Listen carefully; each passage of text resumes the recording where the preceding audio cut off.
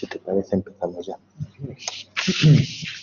Buenas tardes a todos los asistentes a este webinar organizado por la Escuela de Práctica Jurídica de la Facultad de Derecho de la Universidad Complutense de Madrid sobre el Centro Internacional de Arbitraje de Madrid. Están desconectados la visión tanto de la cámara para ustedes como del altavoz, y cualquier comunicación se hará a través del chat.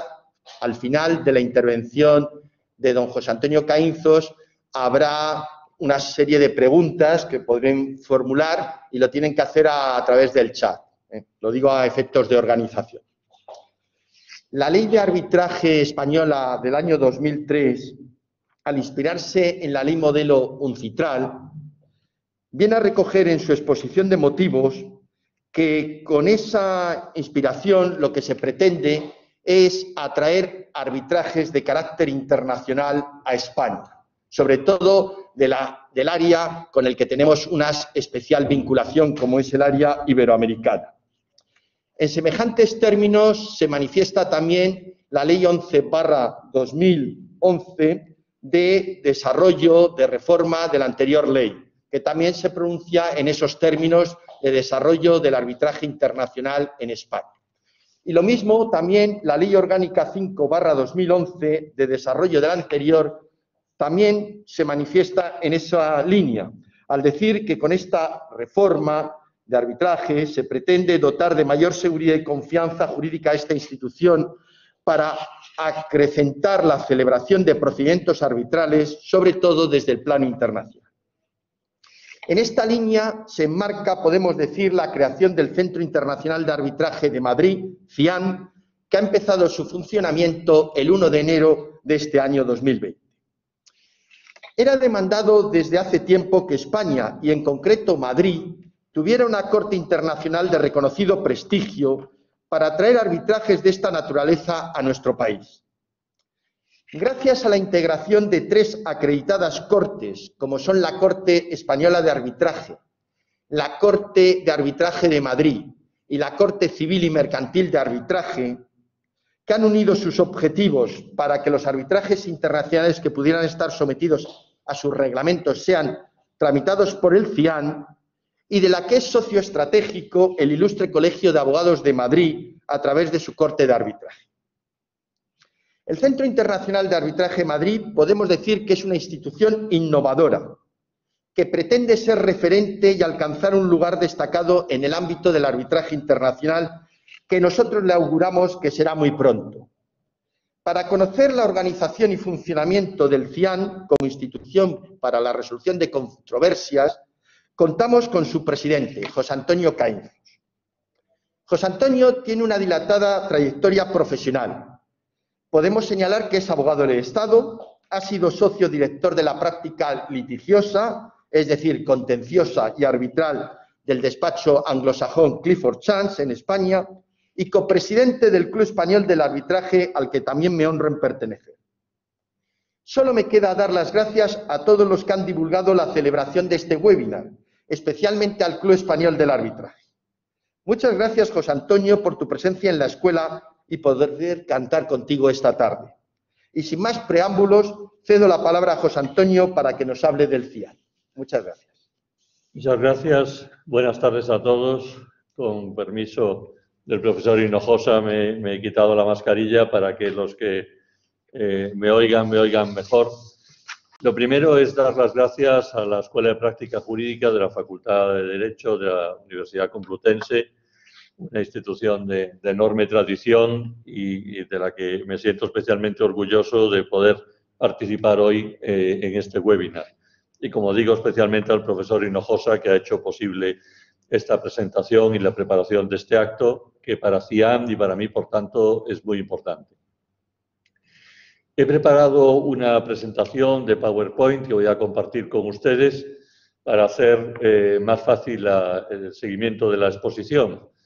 Pero hay una primera cuestión que es el por qué he dicho como título de esta presentación que es una buena noticia para los abogados, el CIAM. Lo creo de verdad. no es solo algo que en un año como este se agradece especialmente, donde no ha habido demasiadas buenas noticias, sino que creo que de verdad es una buena noticia para mucha gente. Y por eso la primera pregunta es, ¿para quién puede ser una buena noticia? ¿A quién le interesa CIAM? Evidentemente, para los que se dedican al mundo de la resolución de conflictos, para los litigadores, para la gente que trabaja en el arbitraje, pero para muchos más abogados también. Yo creo que una de las cosas más importantes que hay que recordar cuando se habla de una institución arbitral es que quienes tienen la capacidad de establecer una cláusula arbitral que es imprescindible para que haya arbitraje son los abogados no litigadores, los abogados que trabajan en las operaciones mercantiles, financieras, inmobiliarias o de cualquier tipo, los que hacen los contratos, los que al final del contrato tienen que introducir esa cláusula de resolución de disputas, tienen que introducir esa cláusula de ley aplicable. En ese entorno es en el que se mueve la posibilidad de introducir una cláusula arbitral en el seno de un contrato. Y el hecho de que en el contrato se introduzca una cláusula de resolución de disputas adecuada es algo que aporta verdadero valor a los contratos.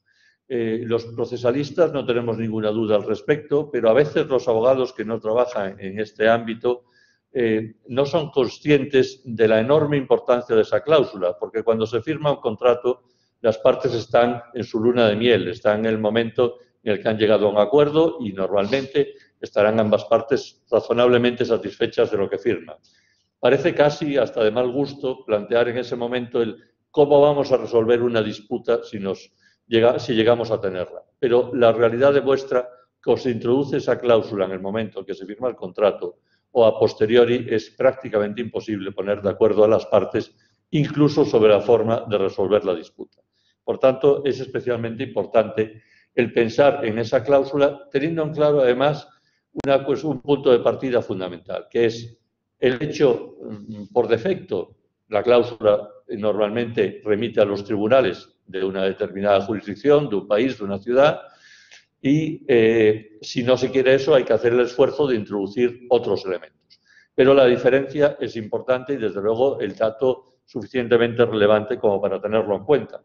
Los procesalistas somos los que estamos acostumbrados a aconsejar sobre cuál es la cláusula adecuada para un determinado contrato, pero lo que siempre pedimos es a los abogados en general, a los abogados mercantilistas o de cualquier otro tipo, los que están en la fase de la negociación del contrato, que tengan también una cierta familiarización con esta materia, porque ellos son los que tienen la verdadera capacidad de influir en las partes para introducir una u otra cláusula en el contrato. Son las partes que se fían en ese momento. Y la resolución de disputas hoy en día es algo cada vez más complejo en cuanto a la elección de la vía por la que queremos resolver la disputa. Ahí también hay un papel fundamental y por eso digo que también es una buena noticia para la universidad, porque la universidad es la que forma a esos juristas que tienen que ser no solo suficientemente capaces conociendo los distintos sistemas, sino también tienen que ser capaces de adaptarse a un mundo que está evolucionando a una velocidad inmensa. En España hace 20 años el arbitraje era muy poquita cosa y así ocurría en otros muchos países. Hoy en día es una realidad pujante, es una realidad cada vez más importante y desde luego va a seguir creciendo, no tenemos ninguna duda.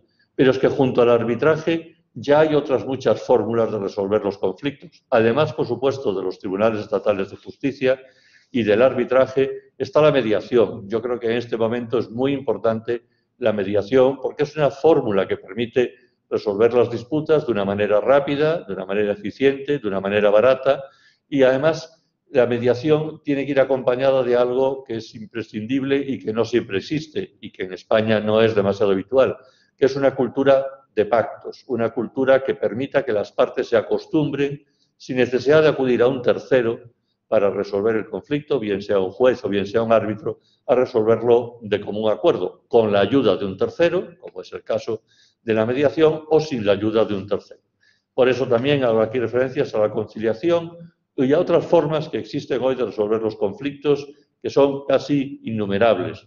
Los dispute boards en los casos de arbitrajes de construcción, de contratos de construcción, los peritos dirimentes que se introducen en muchos contratos en cuestiones relativas a temas financieros, contables, etcétera, combinaciones de todos ellos y muchas otras que hoy existen. El abogado de hoy, en definitiva, tiene que ser un abogado con una capacidad de conocer ese abanico enorme de posibilidades, de saber las ventajas e inconvenientes de cada uno de ellos y, sobre todo, de adaptarlo al caso concreto, porque no hay una receta que sea válida, que sea recomendable para todos los casos.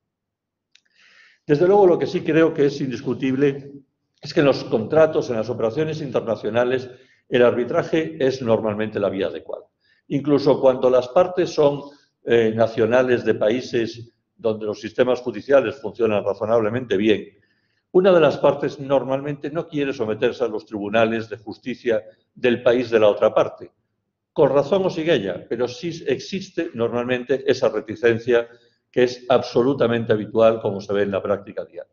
Eso significa que normalmente en las operaciones internacionales los sistemas judiciales no van a entrar en juego como regla general y que la fórmula a la que se acude normalmente también es, por tanto, el arbitraje internacional. Pero, vuelvo a decir, la mediación en este tipo de contratos también es una opción perfectamente válida y eficaz que debe tenerse en cuenta. Y luego explicaré que CIAM, por esta razón, hace mediación y arbitraje internacional. Y la mediación está absolutamente compatible con el arbitraje. El poner una cláusula de mediación en el contrato no impide introducir una cláusula de arbitraje, porque si la mediación no da resultados, no se llega a un acuerdo por esa vía, alguien tendrá que resolver la controversia y ese alguien normalmente será un árbitro, un tribunal arbitral. Por eso, las fórmulas híbridas cada vez se están introduciendo más en los contratos, es decir, las cláusulas que primero introducen una referencia a la mediación y, en defecto de ella, se establece una cláusula de arbitraje. Todo esto gira, como vemos y como decíamos al principio, en torno a la cláusula de resolución de disputas, que es una cláusula enormemente trascendente a la que a veces no se le da la importancia que tiene y que merece. Es una cláusula que, en primer lugar, creo que es aconsejable partir de la base de que en el caso de que se haga una referencia al arbitraje, se introduzca la cláusula modelo de una institución arbitral. Es decir, mi consejo, no ya por estar en CIAM, sino por los años de experiencia como abogado que ha trabajado en procedimientos judiciales y arbitrales, es que si se opta por el arbitraje, en el caso, ya digo, de los procedimientos internacionales normalmente será la opción, se introduzca una cláusula modelo. Muchas veces, con buena voluntad, se quiere hacer cláusulas propias, cláusulas específicas para un determinado contrato o de producción propia. Y ahí creo, sinceramente, que con la mejor intención se puede cometer un grave error. Las cláusulas modelo establecidas por las instituciones arbitrales tienen una enorme ventaja, o dos.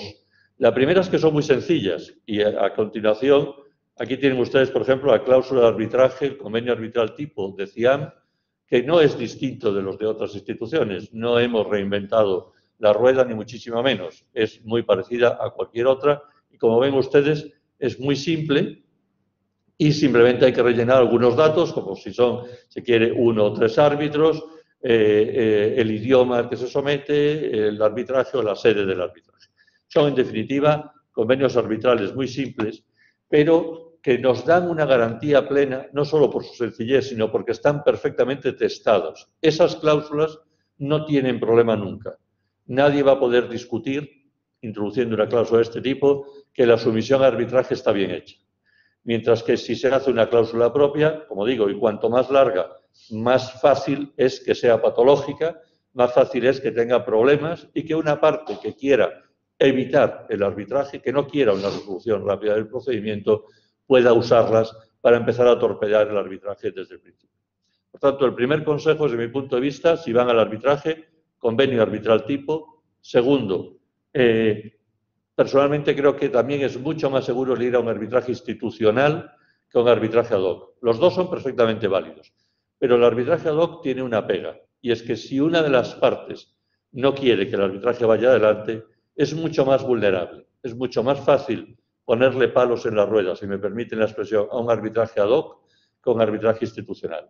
La fase inicial del arbitraje, cuando no está una institución por medio, es complicada, se puede alargar, se puede incluso torpedear, mientras que en un arbitraje institucional esta fase funciona con absoluta normalidad. Pero luego, si ya hemos decidido ir al arbitraje, tenemos un convenio arbitral tipo, hemos decidido qué institución nos sometemos, lo que tenemos que ver, a una institución, perdón, tenemos que ver es a qué institución nos sometemos. Y no todas son iguales. Muchas veces, quienes no están familiarizados con este asunto piensan que, bueno, que todas las instituciones son más o menos iguales y que qué más me da poner esta o aquella. No es así. Hay enormes diferencias entre unas instituciones y otras, las que funcionan muy bien, bien, regular, mal o muy mal, como todo en la vida. Y las hay que tienen mucha experiencia, alguna, poca, ninguna. Las hay más caras, más baratas, en fin, hay todas las variedades que se quieran y es importante hacer una elección correcta también de la institución arbitral. Dos cosas que siempre van a pedir los clientes, siempre nos van a pedir explicaciones sobre ellas, es sobre el tiempo y sobre los costes. Porque cuando hay un conflicto se quiere normalmente una resolución rápida y se quiere que cueste el menor dinero posible. Por tanto, la eficiencia en tiempo y coste son dos cuestiones que siempre nos han de preocupar a la hora de tomar la decisión y que desde luego las instituciones nos preocupan. En este sentido, tengo que decir que CIAM, ahora les hablaré más concretamente de lo que es CIAM, tomó la decisión desde el principio de en su reglamento hacer todo lo posible porque fuera eficiente el reglamento y, por tanto, se acortaran los tiempos del procedimiento en lo que depende del reglamento, que luego, en gran medida, la duración va a depender de las propias partes. Y, en segundo lugar, que fuera también, desde un punto de vista económico, competitiva. Eso lo que nos llevó fue a encargar a una institución tan prestigiosa como el Instituto de Empresa un estudio comparativo de las cortes más importantes de arbitraje del mundo y, en concreto, de sus aranceles, de sus costes, para ver dónde estaba el mercado. El resultado les puedo asegurar que es espectacular porque las diferencias vuelven a ser enormes en muchísimas cuestiones y, a partir de ahí, fijó sus propios aranceles sobre la base con la intención de ser competitivos, de ser, por tanto, más baratos que otras instituciones similares. Los árbitros son siempre la clave. Lo más importante del arbitraje, se dice, y no es un tópico, son los árbitros. Hay que elegir bien a los árbitros. Pero para eso también cambian las instituciones arbitrales. Hay instituciones que tienen listas de árbitros y otras, como CIAM, que no las tienen. Las dos fórmulas son perfectamente legítimas. Tradicionalmente se utilizaban los sistemas de lista. En la actualidad, en cambio, una buena parte de las instituciones más prestigiosas se han decantado por no tener listas, que es la fórmula que ha seguido CIAM. ¿Cuál es la razón? Pues que el no tener listas lo que te permite es elegir a los mejores árbitros para cada caso, en cada momento, estén o no estén en tu lista. No estás constreñido por ninguna limitación y esa es la fórmula por la que CIAM ha optado, pensando en que lo que hay que hacer es buscar siempre a los árbitros mejores, más especializados en una determinada materia, etc. La sede es sumamente importante. La sede del arbitraje, saben que es una sede virtual. Cuando se habla de la sede del arbitraje se está pensando en una determinada ciudad y muchas veces se critica el arbitraje eso del turismo arbitral. Bueno, es que se pone la sede en un lugar atractivo porque las partes quieren ir allí o sus abogados. No digo que no pueda ocurrir en ocasiones, pero es que realmente no tiene por qué ser así. Puede que esa sede no se pise jamás. No ya hoy porque las vistas sean telemáticas y demás, sino porque esa sede es un centro de referencia con importantes efectos jurídicos para la anulación, para la ejecución, para el propio procedimiento, pero no significa que físicamente se tengan que desarrollar allí ninguna de las actuaciones, ni siquiera las audiencias. Y aunque el laudo aparecerá firmado en esa ciudad, por ser la sede, realmente no es necesario estar físicamente en ese lugar para ello. Pero sí tiene una trascendencia jurídica muy importante a los efectos que he mencionado anteriormente. El idioma es sumamente importante también. El idioma tiene una gran relevancia a la hora de ver si se utiliza un idioma común, pues no habrá ningún problema a la hora de elegir abogados, árbitros y demás. Pero si se utiliza un idioma menos común, pues está limitando las posibilidades de elegir abogados y árbitros, peritos, expertos, aunque luego pueda hacerse todo ello con traducciones, tiene un coste enorme. Las traducciones pueden llegar a ser un coste muy importante. Y, por último, está la cuestión de la ley aplicable. La ley aplicable, desde mi punto de vista, es una materia que debería quedar totalmente ajena a la cláusula de resolución de controversias. pero en la práctica casi siempre se mete en ella y casi siempre, a mi juicio erróneamente, se utiliza como moneda de cambio dentro de estas cuestiones. Si ponemos esta sede, te concedo la ley aplicable. Si me admites este idioma, hacemos no sé qué. Bueno, evidentemente en una negociación hay que ceder, pero cuidado con la ley aplicable, porque eso es otra cosa completamente distinta de la resolución de disputas y, desde luego, yo aconsejo no someterse jamás a una ley que no se conoce en profundidad, porque no sabes a lo que te estás sometiendo si llega una disputa. Y después de todo esto, pues paso ya a hablarles un poco de lo que es CIAM. El profesor Hinojosa ya les anticipó que es una institución nacida recientemente como fruto de la fusión de la actividad internacional que ya desarrollaban desde hacía unos 15 años aproximadamente esas tres instituciones que él mencionó, la Corte de Arbitraje de Madrid, la Corte Española de Arbitraje y la Corte Civil y Mercantil de Arbitraje. Y a ello se unió también la Corte de Arbitraje del Colegio de Abogados de Madrid. Eso lo que ha significado en la práctica es algo que nunca había habido en España.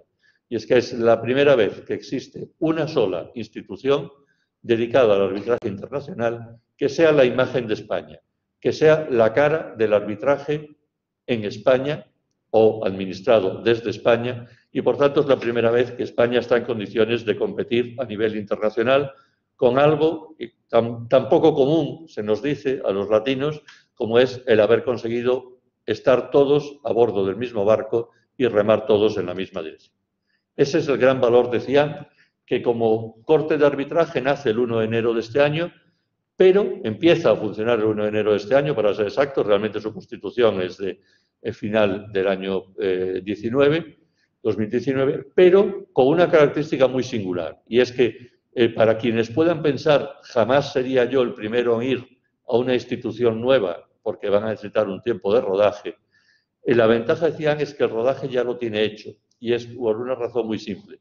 Las personas que en las tres instituciones que he mencionado anteriormente venían gestionando los casos de arbitraje internacional son las mismas personas que hoy gestionan los casos de CIAM. Es decir, el personal de CIAM está formado, experimentado, sabe cómo gestionar casos de arbitraje internacional. No hay, por tanto, nadie que tenga que ser el que se ponga a prueba para ver si saben o no saben estos señores de CIAM gestionar un caso de arbitraje internacional. Su sede es Madrid, pero administra, como ahora veré, arbitrajes en cualquier lugar del mundo. Esta mañana me decía una persona, he puesto una cláusula de CIAM, pero con sede en una ciudad alemana, porque las partes estaban de acuerdo que fuera CIAM, pero por distintas razones no se pusieron de acuerdo en la opción de Madrid o en otras, y la sede va a ser una determinada ciudad alemana. Pues perfecto. Evidentemente, como Centro Internacional de Arbitraje de Madrid, queremos promover el arbitraje con sede en España, en particular con sede en Madrid, pero podemos gestionar los casos con sede en cualquier otro lugar. Y es una institución que hace arbitraje y mediación internacional.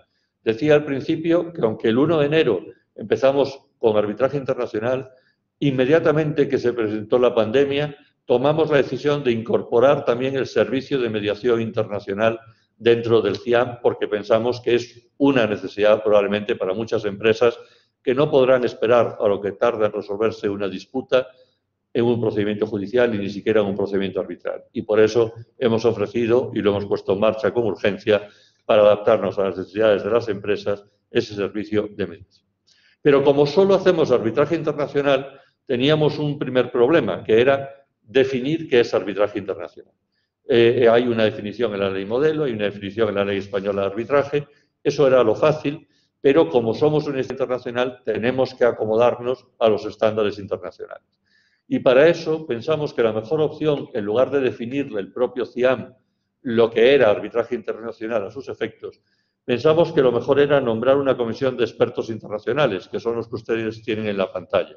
Esta comisión está formada por 15 personas de enorme relevancia en el mundo del arbitraje internacional, presidido por la profesora Gabrielle Kaufmann-Kohler, de Suiza, que es sin duda una personalidad de inmenso prestigio a nivel internacional, y con personas, como ven ustedes, de muy diferentes países, de América, de Europa, y también una representación de Asia, porque aquí hay una persona que es Sally Harper, que es norteamericana y que en este momento reside en Estados Unidos, pero que ha desarrollado toda su vida profesional prácticamente en Asia y en particular en China, y esa fue la razón por la que le pedimos que estuviera en esta comisión, para tener a estos 3 continentes representados. Y a esta comisión se le encomendó la labor de definir qué se entiende por arbitraje internacional, con plena independencia, no hay ningún miembro de CIAN en ella, y además con 2 características adicionales. Una es que lo que ellos definan como arbitraje internacional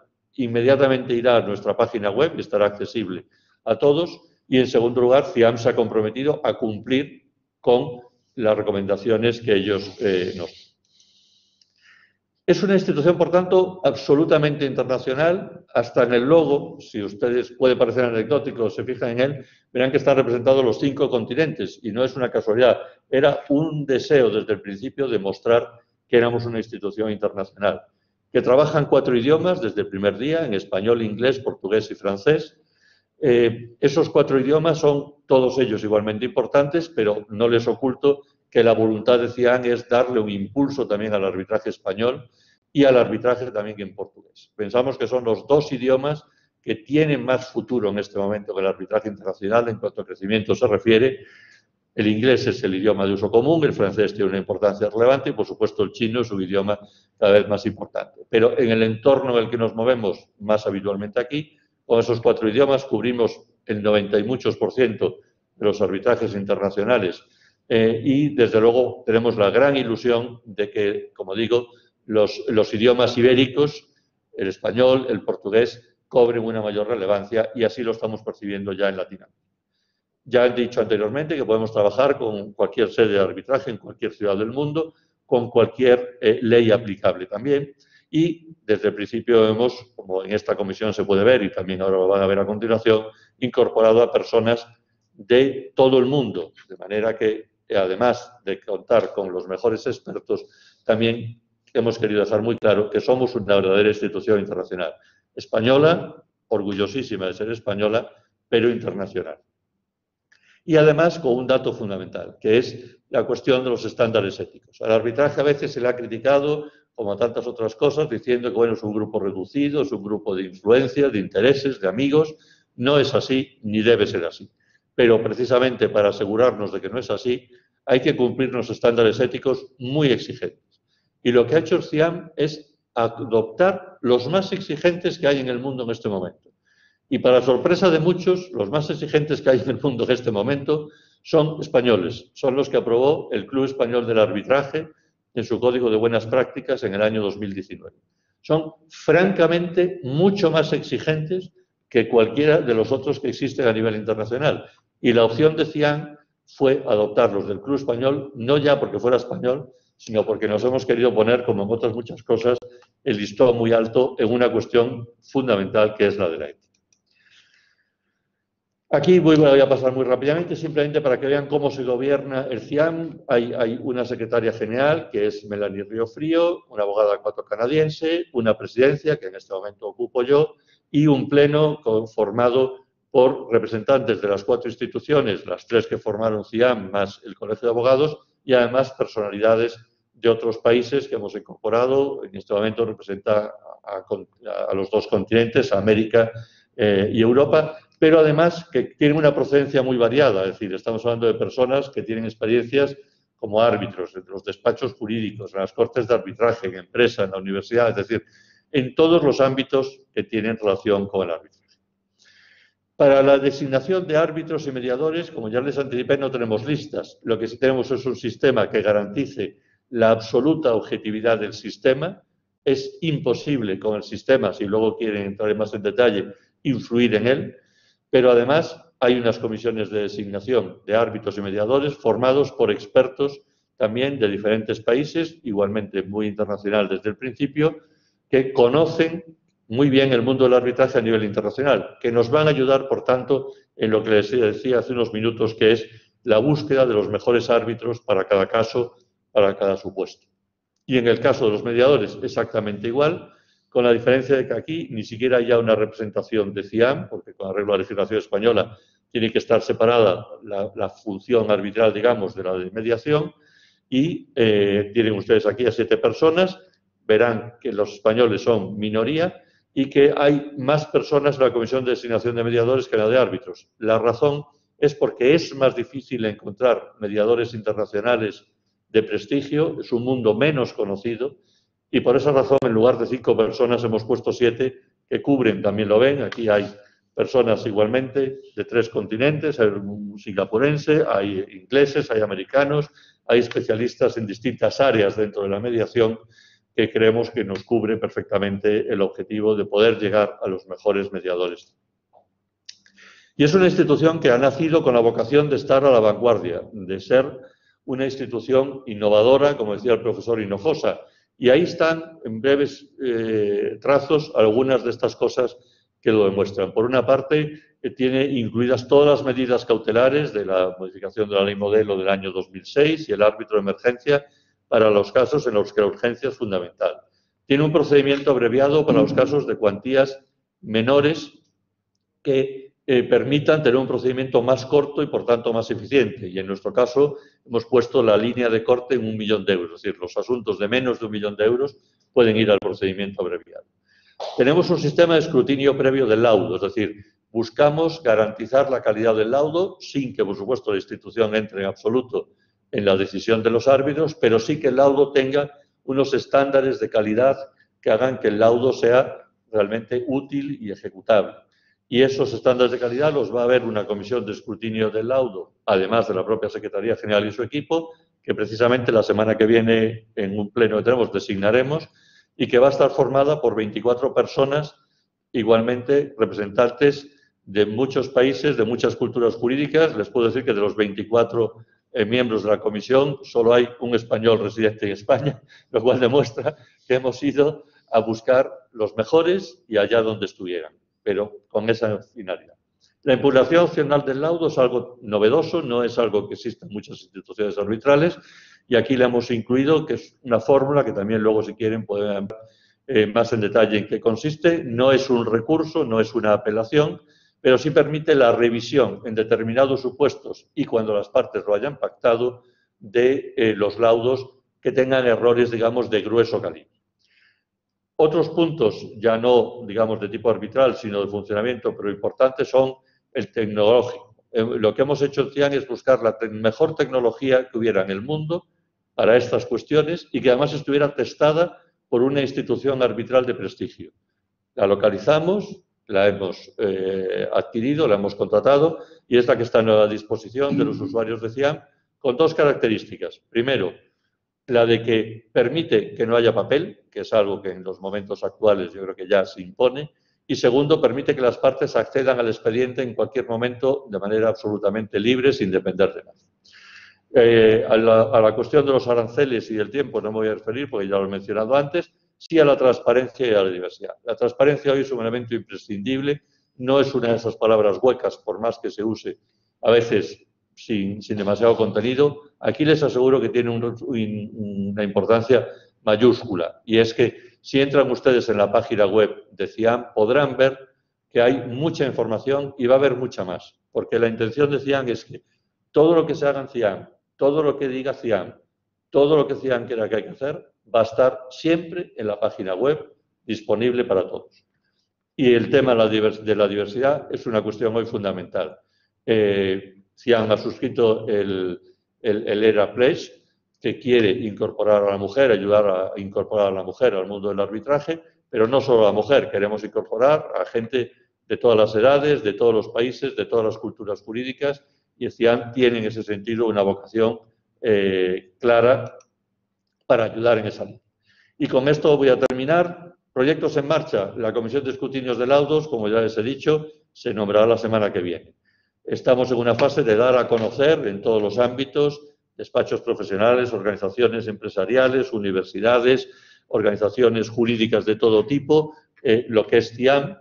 Y estamos también haciendo 2 cosas o 3 que me parece que son muy importantes. Una de ellas es darnos a conocer ante las instituciones arbitrales más prestigiosas del mundo y estamos ya en la fase de firma de acuerdos de colaboración con las instituciones de primer nivel global, que han abierto sus puertas de una manera muy generosa a CIAN y que nos ha alegrado mucho porque lo que nos demuestra es que creen en CIAN, que consideran que es una institución seria y fiable como para poder colaborar, porque estos acuerdos de colaboración hemos dicho desde el primer momento que no van a ser un papel mojado, van a tener un contenido en actividades conjuntas, etcétera.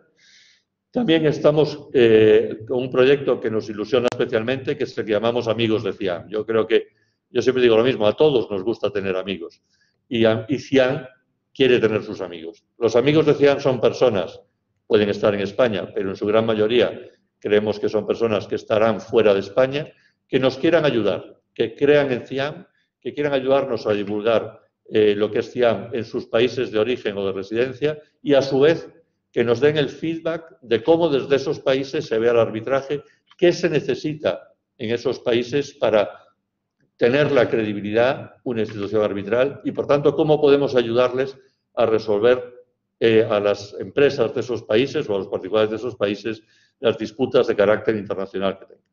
Y, por último, tengo aquí la referencia a los grupos de trabajo sectoriales. También es un proyecto que nos interesa mucho, que es el de agrupar a las empresas por sectores económicos para crear foros de opinión donde esas empresas, que en cada caso tienen su problemática singular, nos trasladen qué necesitan ellos del arbitraje o de la mediación o por qué no les gusta. Pero lo que necesitamos saber es qué piensan de nosotros, del arbitraje en general y de CIAM en particular, y hemos puesto ya 4 grupos en funcionamiento, estamos poniéndolos en este momento, y en enero pondremos en marcha otros 4 de otros diferentes sectores económicos. Y por último, estamos también trabajando ya con un ciclo de seminarios y presentaciones de los peritos. Los peritos son muy importantes en el mundo arbitral porque muchas veces el árbitro no sabe de las materias que se discuten. Creemos que no se les ha dado todavía el protagonismo que merece y estamos organizando con empresas de peritación de diversas especialidades de primer nivel un ciclo de conferencias sobre la problemática de los peritos, desde las cuestiones éticas, no ya de los abogados o los árbitros, sino de los propios peritos, hasta cuestiones técnicas de su función. En definitiva, como ven, mucho trabajo por delante, muchísima ilusión, muchas ganas de que esto funcione bien. Esta es la página web de CIAM, madridart.com, y nada más que darles las gracias y ponerme a su disposición a través de este chat, que es lo que tenemos en esta ocasión, para cualquier pregunta que quieran formular. Muchas gracias a todos. Pues muchas gracias, José Antonio, por tu exposición tan clara y tan ilustrativa sobre el arbitraje y sus circunstancias y sus ventajas, etcétera, y sobre todo sobre el Centro Internacional de Arbitraje de Madrid. Ahora pasamos, como habíamos adelantado, al coloquio que, si queréis formularnos alguna pregunta, la podéis formular a través del chat. Vemos que ya hay una formulada que en concreto dice: ¿no dificulta la ausencia de listas la incorporación de nuevos árbitros o mediadores? Es decir, ¿cómo conocen los miembros del comité de designación a nuevos posibles árbitros o mediadores? Bueno, efectivamente la pregunta es muy pertinente y yo creo que hay 2 preguntas dentro de la pregunta y efectivamente trataré de responder a ambas.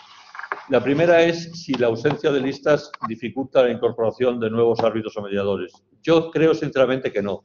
Creo que es al revés. Es decir, la lista cerrada es la que plantea los problemas de incorporación de nuevos árbitros o mediadores, porque si no te incorporan a la lista, no te pueden considerar. Y las incorporaciones a las listas no siempre son como debieran. Es decir, nadie sabe muy bien cómo se incorpora alguien a la lista, se crean situaciones a veces incómodas, se incorpora a las listas a gente que realmente no puede ser muy prestigiosa, pero no tiene a lo mejor ninguna experiencia en este campo, o se establecen limitaciones a veces numéricas o de otro tipo con las listas. Por eso creo que precisamente no tener listas es lo que permite la incorporación de todos los árbitros y todos los mediadores que de verdad sean personas destacadas en este campo. ¿El cómo conocerlos? Bueno, tenemos muchas vías. La primera es que en la página web hay un buzón por el que cualquier persona que quiera trasladarnos su currículum vitae puede hacerlo. Esto no es para incluirlo en ninguna lista, porque no hay lista, pero si considera que no se le conozca, etcétera, puede perfectamente, ya está recibiendo, ya hay un buen número de personas que han enviado su currículum y son más que bien recibidos. Segundo, la Secretaría General es la que prepara una primera candidatura, digamos, que luego se eleva. Estoy hablando concretamente del arbitraje ahora, ¿no? La mediación es un poco distinto. La Secretaría General, prepara una primera lista y la Secretaría General es formada a estos efectos por 4 personas. La Secretaria General y los 3 vicesecretarios generales, que son a su vez los representantes de las 3 instituciones fundadoras, que tienen una amplia experiencia y cada una funcionaba de distinta manera en la selección de árbitros. Por tanto, ahí ya hay un gran conocimiento por esas personas de posibles candidatos. De ahí pasa a la comisión de designación de árbitros, que como les he dicho son personas de enorme experiencia, de enorme prestigio, que conocen árbitros en el último lugar del mundo y que muchas veces además conocen árbitros muy especializados en la materia. Ellos pueden intervenir en la formación de esa lista con la candidatura que ha preparado la Secretaría General y luego ya finalmente se pasa a las partes una candidatura formada por un número determinado de nombres y son las partes las que puntúan a esas personas, a esos candidatos, y quien obtenga la mayor puntuación del resultado de las votaciones de las partes será designado árbitro único o presidente, que es donde normalmente está la cuestión. Por tanto, como ven, el sistema es, como les digo, tremendamente objetivo porque es imposible influir en él. La última palabra la van a tener siempre las partes y, desde luego, la labor primero de la Secretaría General y luego de la Comisión de Designación de Árbitros garantiza que se dé entrada a personas adecuadas, idóneas para el caso.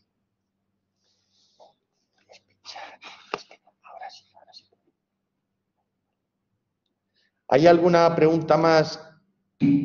Así. La tecnología blockchain es el presente y futuro de casi todas las actividades humanas. ¿Se han planteado la necesidad de especializar árbitros en esta materia? En pocos años muchos de los arbitrajes tendrán que ver con ello. Pues efectivamente, vamos a ver, una de las cuestiones que nos preocupa en CIAM es la tecnología. Y efectivamente el blockchain es algo que está ya presente. Y una de las cuestiones, hay, digamos, varias maneras por las que afrontamos una cuestión como esta. La primera es que uno de los grupos de trabajo que formaremos precisamente en enero es el relacionado con el mundo de la tecnología, para tener precisamente el input, para tener el mejor conocimiento posible de lo que es las tecnologías fundamentalmente más avanzadas, cómo eso se va a trasladar al arbitraje y efectivamente cómo puede impactar en cuanto a la formación de árbitros. Y una de las cosas que CIAM también tiene muy claro es que los árbitros tienen que estar en un proceso de formación permanente. Y aunque no sea la fundamental misión de CIAM, también tenemos muy claro que donde surja una necesidad de formación, nosotros o con otras instituciones arbitrales, y esto entra dentro de la línea que les decía de cooperación con otras instituciones internacionales de primer nivel, promoveremos siempre la formación de esos árbitros. Y desde luego hay otras muchas organizaciones jurídicas y relacionadas con el arbitraje que nos van a ayudar en ello. Por ejemplo, en España el Club Español del Arbitraje, evidentemente, es una institución que promueve permanentemente, como saben, los eventos de arbitraje sobre las cuestiones más relevantes. Y no tengo duda de que esta tecnología va a tener practicantes perfectamente capacitados para trabajar con ella.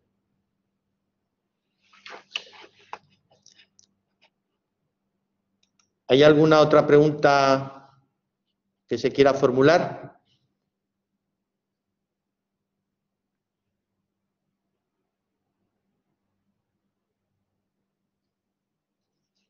¿Ninguna curiosidad? Ah, vale. ¿Qué opina usted sobre las anulaciones de laudos extranjeros por ser contrarios al orden público? Es decir, es un concepto amplio y los abogados al parecer tienden a usarlo mucho como fundamento de la anulación. Tener unos informes que determinen cómo interpreta España dicho concepto podría hacer que los países extranjeros consideren a España un país más pro-arbitration. Gracias de antemano. Pues muchas gracias por la pregunta también. Bueno, yo creo que efectivamente ese es un problema serio, un problema importante, el de la anulación de los laudos por ser contraria al orden público. La cuestión, si me permite, quien nos ha hecho la pregunta, yo creo que no es solo en relación con los laudos extranjeros, sino en general con los laudos. La cuestión que se plantea, la anulación, tiene que ser sobre un laudo, de hecho, del país, de un laudo, en este caso español, para que pueda plantearse la anulación, puesto que la sede del arbitraje es la que determina el tribunal competente para la anulación. Con los arbitrajes extranjeros, el problema que se puede plantear es el reconocimiento y luego la posterior ejecución. Yo creo que en general, afortunadamente, en España no hay un problema con el reconocimiento y la ejecución de laudos extranjeros.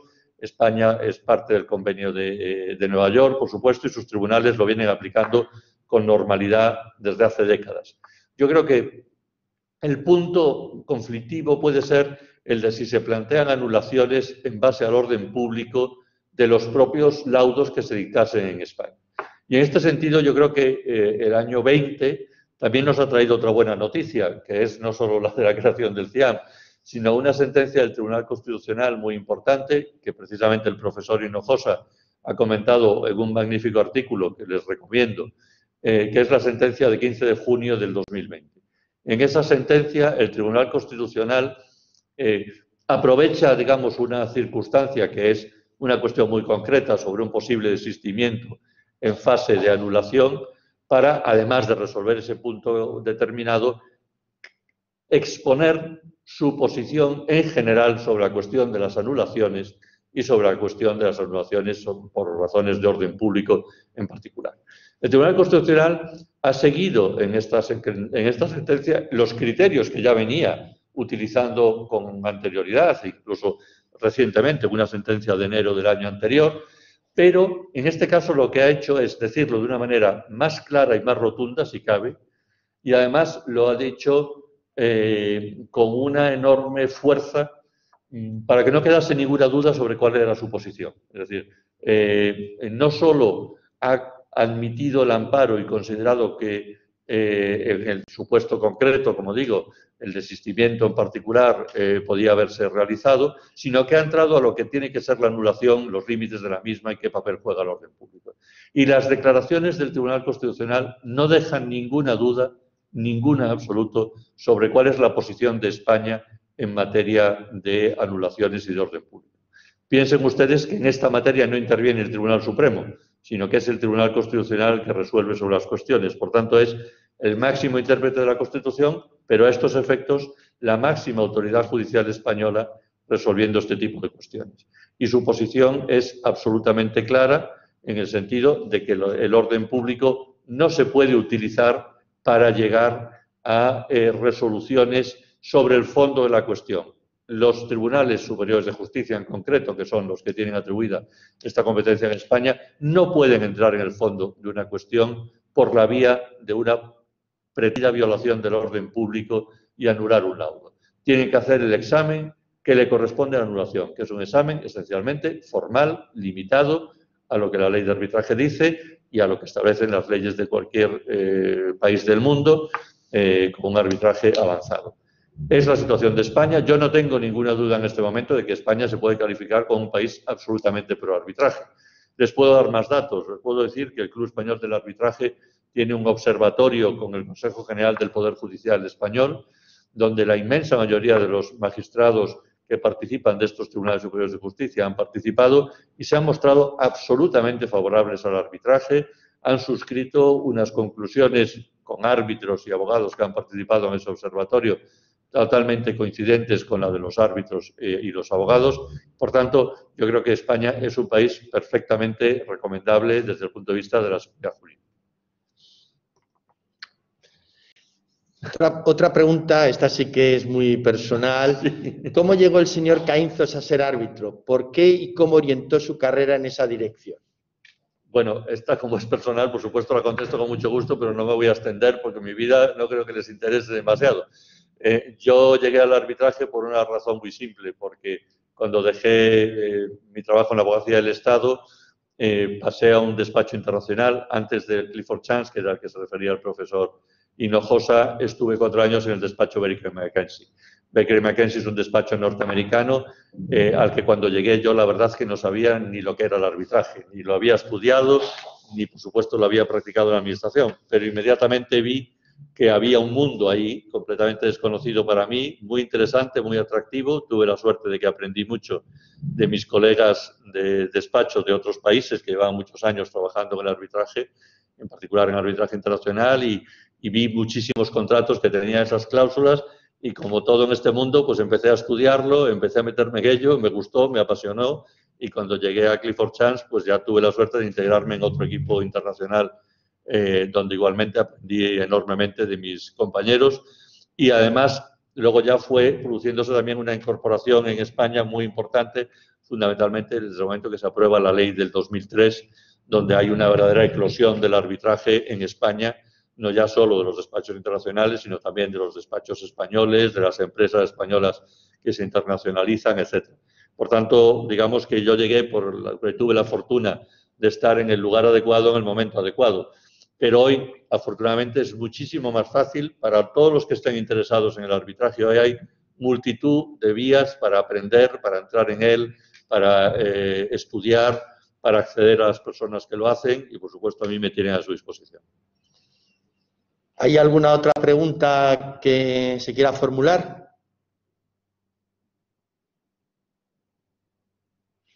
Ya que está...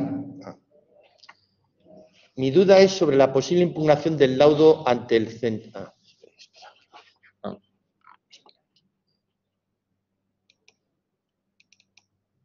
Esta no se abre. Esta salía antes en la pantalla, por otro lado, pues no se abre aquí. A ver. No, vuelta, no.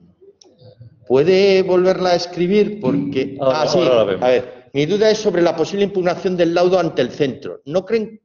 Se nos vuelve a ir. Es que no sale en el chat, sale en la pantalla y se va. A ver si puede... la próxima lo leemos ya más rápido. Sí, ya empiezo. Se dirige a la... Sí, vale, entendido. Sí, vale. Vale. Me imagino que se está refiriendo a lo que mencioné de la impugnación opcional del laudo. A ver, yo creo que no hay el riesgo de que por eso pierda celeridad.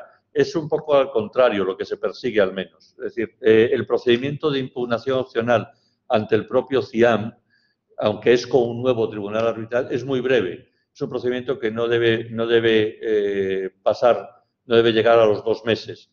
Por tanto, lo que se busca es precisamente el tener que evitar, o el poder evitar, mejor dicho, el ir a una anulación, que tampoco tarda mucho en los tribunales superiores de justicia españoles, afortunadamente, pero que ya se produce en vía judicial y es otra cosa. Entonces, el objetivo de la impugnación opcional del laudo es el contrario, es el, en un plazo muy breve, dar la posibilidad de que haya una revisión en sede arbitral, es decir, ante el propio CIAM, pero con un tribunal arbitral distinto, como existe en algún otro supuesto.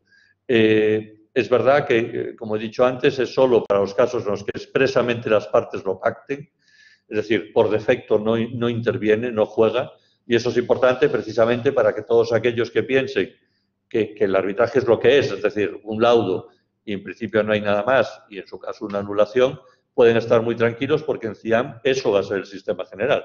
Pero la libertad es un valor, es decir, el que alguien pueda pensar que es mejor tener la posibilidad de la impugnación opcional, creo que es una buena oportunidad que les da CIAM, y por eso estamos, en principio, convencidos de que es una alternativa válida. Vamos a ver qué uso se hace de ella, pero tengo que decir que ha despertado un enorme interés. La verdad es que, particularmente en las presentaciones que he hecho en Latinoamérica, he recibido muchísimas preguntas sobre ese sistema. No sé si esa curiosidad se va a traducir en una utilización real de la posibilidad, pero por lo menos ha despertado mucho interés y creo que eso en sí mismo es positivo. CIAM no se va a aferrar a nada perpetuamente.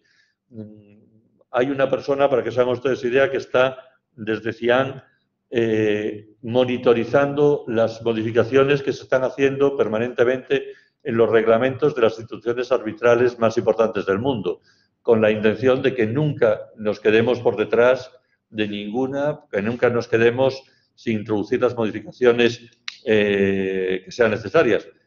Hemos tenido la satisfacción de ver que alguna, con mucha historia, ha introducido alguna cosa ahora que el CIAM ya había puesto en su reglamento desde el momento de su nacimiento.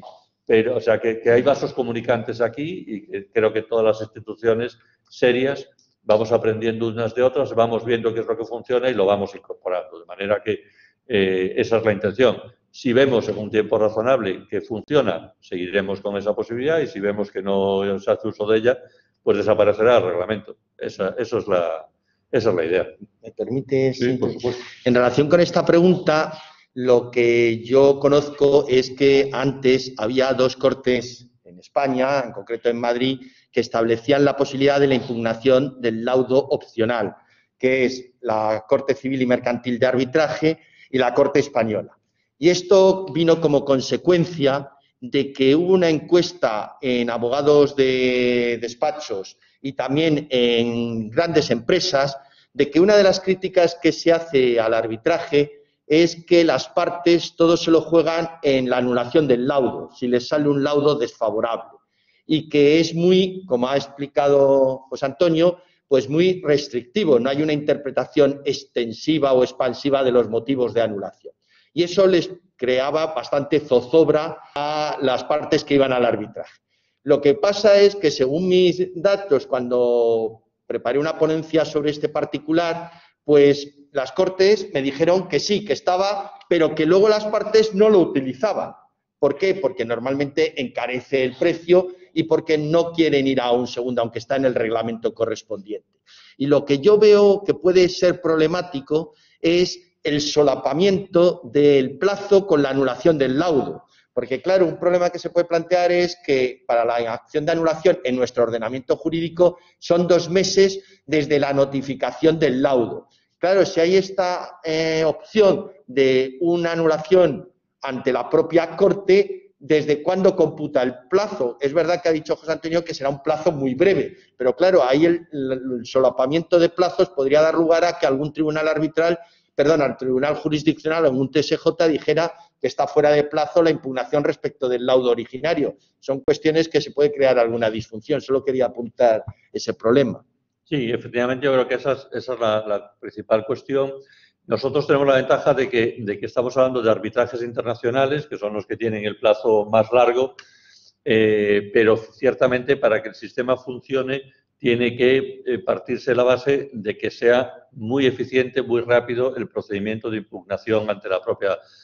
Yo creo que desde luego en CIAN somos absolutamente conscientes de ello y si llega la ocasión haremos todo lo necesario para que desde luego se resuelva en plazo tal que luego permita ir a la anulación, porque lo que nuestro reglamento, siguiendo como bien ha dicho el profesor Hinojosa, lo que hacían CIAM y CEA, dice es que las partes cuando pactan esta posibilidad se comprometen a no ir a la anulación hasta ir previamente a la impugnación opcional del laudo.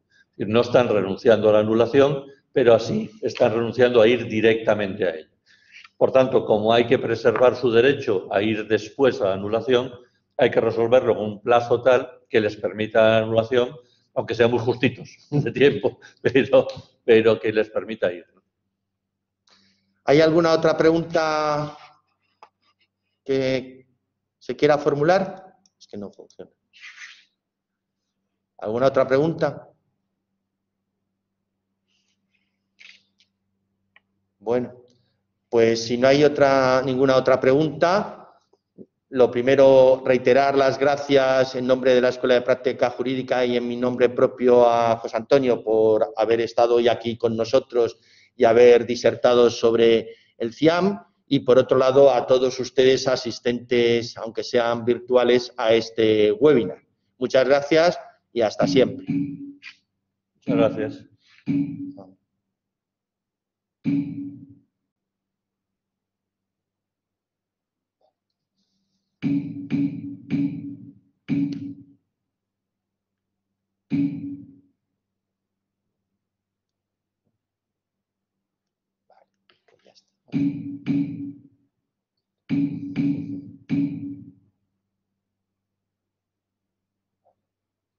Esto no se